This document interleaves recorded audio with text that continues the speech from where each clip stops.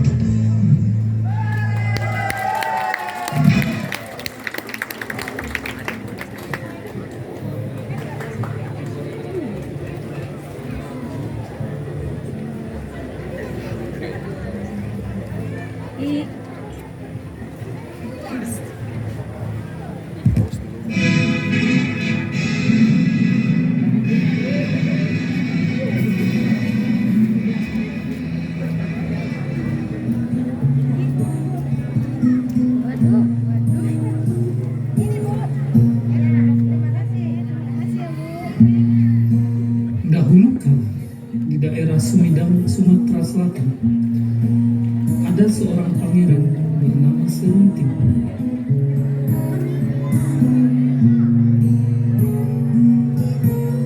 Dia adalah anak keturunan raksasa yang bernama Putri Tenggang.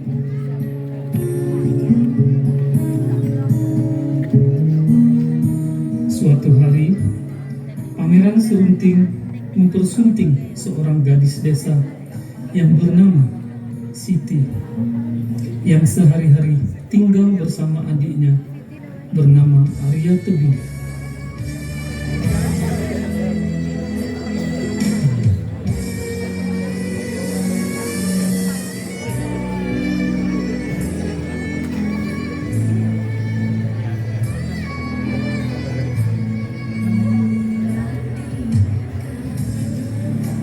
Setelah menikah, Serunting mengajak istrinya untuk tinggal bersama di istana.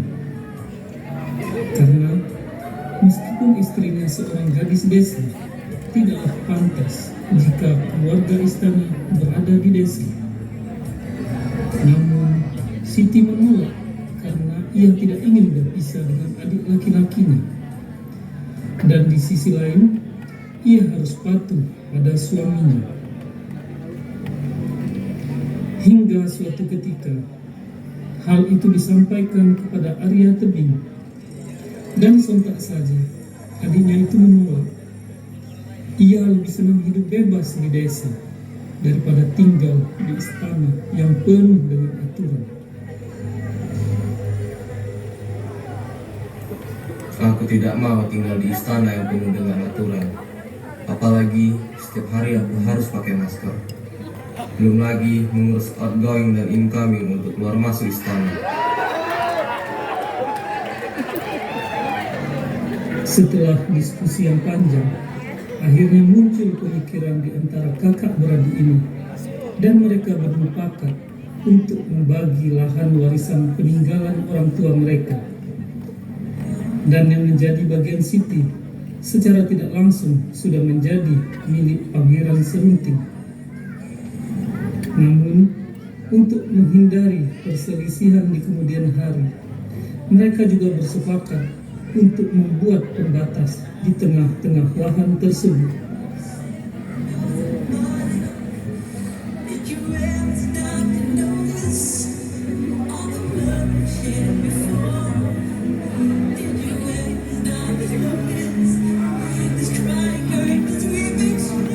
Tak butuh waktu lama, kayu pembatas pun terpasang. Namun tiba-tiba pada kayu pembatas tersebut tumbuh tanaman cendawan ataupun jamur, dan cendawan yang tumbuh pada batang kayu berbeda antara sisi satu dengan lainnya.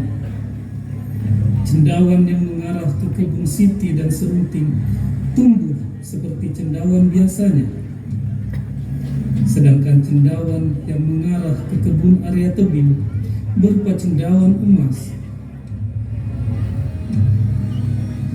Hingga pada suatu hari, Serunting mendatangi Arya Tebing yang sedang memetik jamur emas di ladangnya.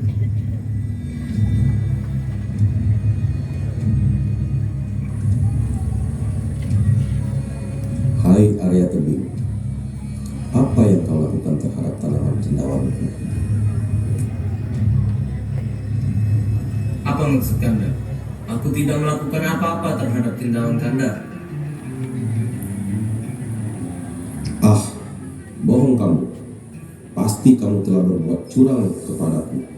Engkau telah membalik kayu pembatas itu, sehingga cendawan emas itu mengarah ke ladangmu. Arya Tebing sontak bingung dengan tuduhan yang ditujukan kepadanya. Ia merasa tidak pernah membalik kayu pembatas itu, dan cendawan emas itu benar-benar tumbuh dengan sendirinya. Meskipun ia sudah meminta maaf dan menjelaskan keadaan yang sebenarnya, namun Pangeran Serunting malah menantang Arya Tebing.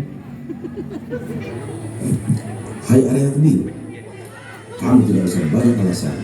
Jika kamu berani, lawan aku. Dalam kebingungan, Arya Tebing menyadari bahwa dirinya tidak mungkin menghadapi kakak iparnya yang sakti mandraguna. Tapi jika ia menolak, Pangeran Serunting pasti akan membunuhnya. Baiklah Kanda, aku terima tantanganmu. Tapi beri aku waktu 2 hari karena saat ini sedang sedang. Baik, kalau itu maumu, latihlah kemampuanmu sebelum waktu itu tiba.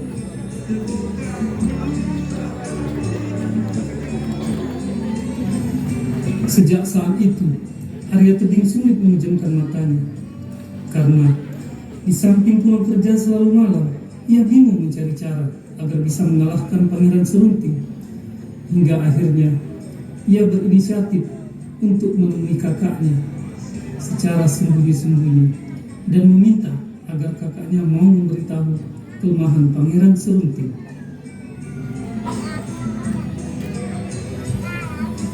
Kak, tolong kasih tahu aku kelemahan Pangeran Serunting. Kalau tidak, ia pasti akan membunuhku. Siti tidak menjawab. Hatinya bingung.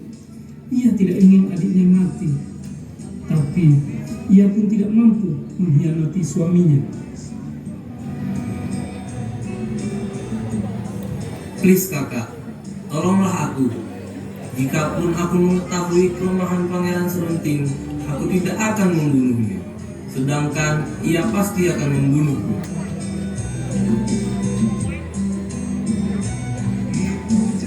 Akhirnya, Siti pun tersentuh dengan perkataan adiknya. Baiklah, akan kuberitahu. Tapi jangan kau bunuh tubuh kau kaget. Dan Siti pun membocorkan rahasia kelemahan suaminya kepada adiknya Arya Tebing. Rahasia kesaktiannya ada pada naga terlalang yang selalu bergetar walaupun tidak tertiup angin. Jadi, kau nombak rumput ilalang itu, kekuatannya bakalnya udah pacak ngapu-ngapu lagi. Pada hari yang telah ditentukan, Pangeran Serunting dan Arya Tebing pergi ke sebuah padang ilalang untuk bertarung.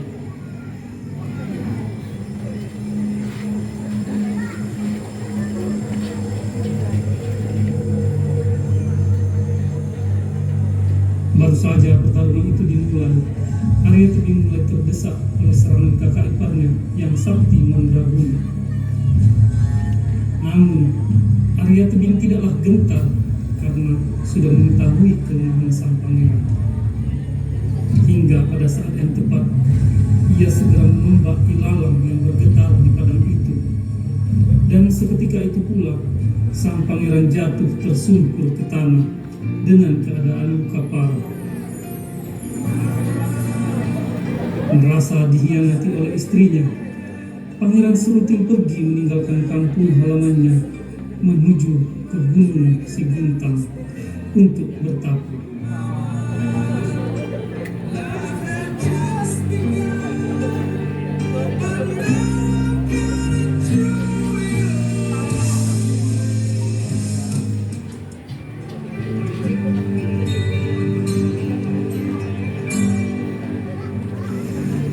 Setiba di sana, tiba-tiba ia mendengar suara gaib dari Sang Hyang Mahamil. Hei, Kisana, angin apa yang kiranya membawamu ke tempat ini? Suara siapakah gerangan itu? Apakah engkau pesulap merah? Hai, bukan Mangke. Aku ini penjaga di sini. Sang Hyang Mahamil. Pasti engkau ingin mendapatkan kekuatan gaib di sini, seperti pesulap merah, kuning, hijau, dan lain. Atau mau sekalian isi pulsa? Benar, wahai Sang Hyang Mahamil. Baiklah, tapi ada syarat. Engkau harus benar-benar di bawah hari sampai dinyatakan negatif baru selesai. Tanpa berpikir panjang, Pangeran Serunting menyanggupi persyaratan itu dan langsung memulai pertapaannya.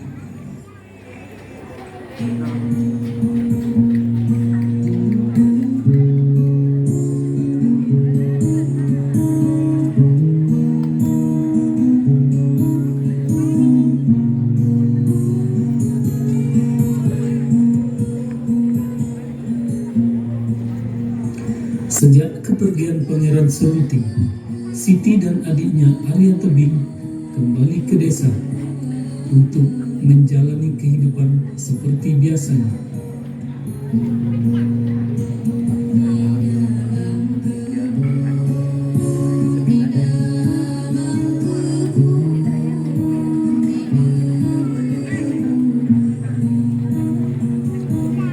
Mereka kembali menikmati suasana keberagaman yang ada di desa.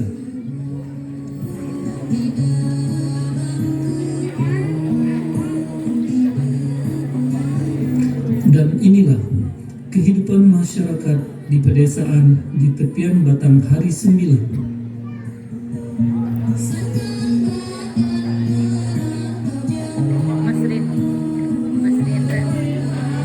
Batang Hari 9 yang berarti sungai yang membentang di daerah Sumatera Selatan, yakni Batang Kelingi, Beliti, Lakitan, Rawas, Rupit, Lematang, Leko, Ogan, dan Batang Komering.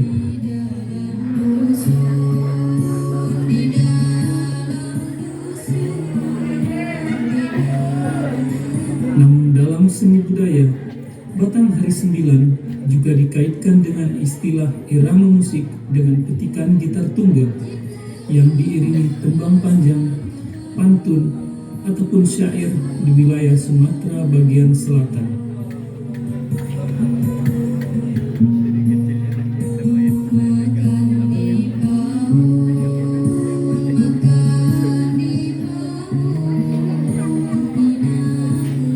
Sementara Serunting tetap fokus dengan pertapaannya.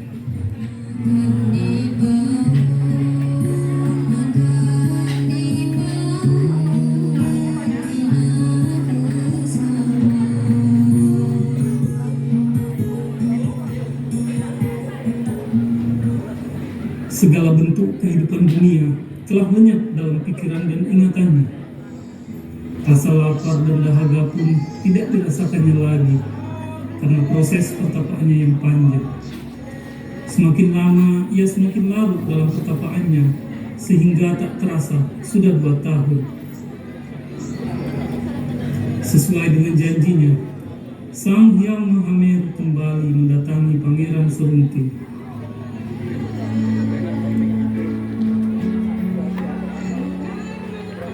Wahai anak muda, karena engkau telah berhasil melaksanakan dengan baik, maka kini saatnya aku memberi ilmu kesaktian kepadamu. Kesaktian apakah itu, wahai Sang Hyang Mahameru? Apapun yang engkau ucapkan akan berubah menjadi keputusan, dan sebaiknya kau ucap hal-hal yang baik, supaya keputusanmu juga bermanfaat bagi orang lain. Baiklah, Guru.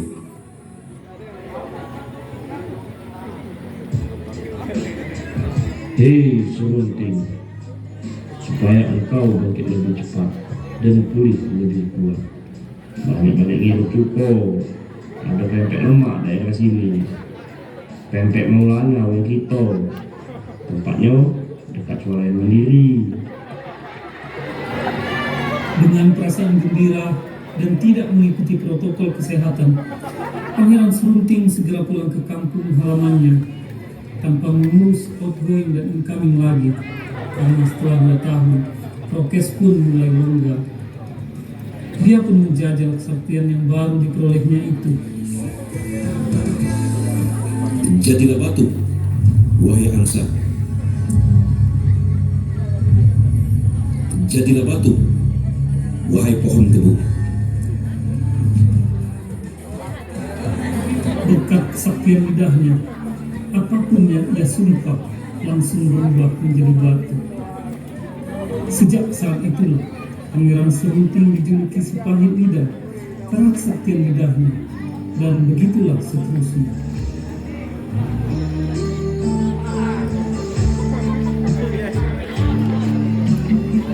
Namun di sisa perjalanannya menuju Sumedang, si pahit lidah terus berbuat baik kepada sesama makhluk hidup. Setiba di kampung halamannya, rasa dendamnya kepada Arya Tebing pun hilang seiring perbuatan baiknya.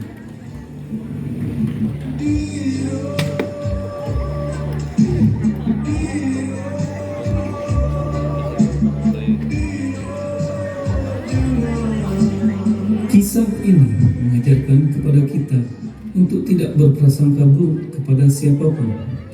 Teruslah melakukan kebaikan, karena sebaik-baik hidup adalah bermanfaat bagi orang lain.